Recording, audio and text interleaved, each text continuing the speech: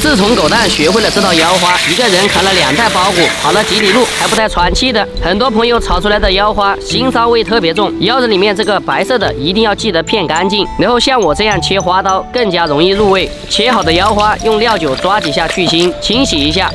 我们来点盐、胡椒粉、料酒、生抽、老抽、淀粉，腌一下入味，加点香油，油温烧热，下野山椒酱、姜蒜、小米辣，炒出香味和辣味。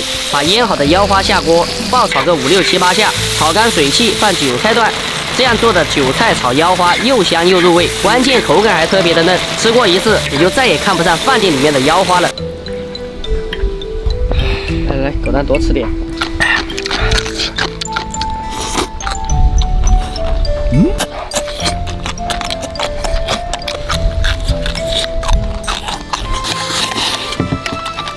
刚好吃。